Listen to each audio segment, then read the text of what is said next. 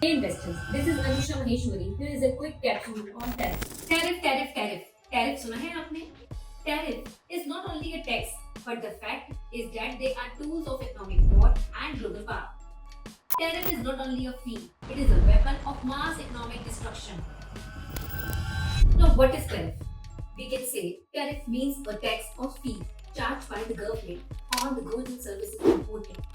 But also, it can be used as a powerful tool to hurt or control another's country economy. Here is how tariff works. If Indian buys clothes from another country, the government may add extra cost as tariff on those clothes.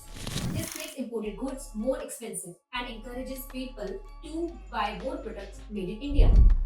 In short, tariff is extra tax on imports. Why tariff change the game? हमने अभी discuss किया कि सारी countries पे Trump ने tariff लगा दिया है। अब जो भी कंपनी यूएस को एक्सपोर्ट करेगी उनके गुड्स अब अमेरिका में महंगे हो जाएंगे, कॉस्टली हो जाएंगे। अब अमेरिकन कस्टमर्स को ज्यादा पैसे देने पड़ेंगे उनको बाय करने के लिए। अब इसका इफेक्ट, अगर गुड्स कॉस्टली हो जाएंगे तो डिमांड भी कम हो जाएगी और सप्लाई भी कम हो जाएगी और लोकल गुड्स की डिमांड बढ़ जाएगी। US is the world's biggest buyer. If it sneezes, global trade catches cold. Most affected part, US is the biggest importer, तो इससे इंटरनेशनल ट्रेड पर भी बड़ा असर पड़ेगा। ट्रम्प ने ये भी कहा है कि जो कंट्री उन पर टैरिफ लगाएगी, अब यूएसए भी उन पर टैरिफ लगाएगा। यूएसए ने इंडिया पर 26% का टैरिफ इंपोज किया है। On the other hand, India US goods पे 52% का टैरिफ लगाता है। सब कंट्रीज पे रेसिप्रोकल टैरिफ इंपोज होगा और जिन पे अनाउंस नहीं हुआ है उन पर फ्लैट 10% का टैरिफ लगेगा। But the shocking news is कि कुछ पर टैरिफ एप्लीकेबल नहीं है, जैसे कि कॉपर, फार्मास्यूटिकल, सेमीकंडक्टर्स, क्योंकि टैरिफ का पर्पस है लोकल प्रोडक्ट्स को प्रोटेक्ट करना, इसलिए इन रिजेक्शंस को महंगा नहीं बनाया गया है। इंडिया के लिए सबसे अच्छी बात यह है कि यूएस बहुत ही बड़ा फार्मा इंडस्ट्री का कस्टमर है। How tariff shape future economy in a positive way?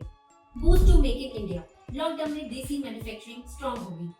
Job creation, local production बढ़ने से एम्प्लॉयमेंट अपॉर्चुनिटीज ग्रो होंगी। Self reliance economy, import dependency कम होगी। आत्मनिर्भर भारत स्ट्रांग होगा। बेटर ट्रेड बैलेंस, इंपोर्ट्स कम होने से फॉरेन करेंसी बचेगी, सीएटी कंट्रोल होगा। अब नुकसान की बात करते हैं। हाई इन्फ्लेशन रिस्क, चीजें लगातार महंगी होंगी, कंज्यूमर प्रेशर बढ़ेगा। स्लो इकोनॉमिक ग्रोथ, कंपनीज के कॉस्ट बढ़ने से एक्सपेंशन और इनोवेशन दोनों कम हो सकते हैं। ग्लोबल ट्रेड वॉर, अगर इंडिया ज्यादा टैरिफ लगाता है तो दूसरे देश भी रिटेलिएट करेंगे। मार्केट वोलेटिलिटी, स्टॉक मार्केट और करेंसी दोनों अनस्टेबल रह सकते हैं।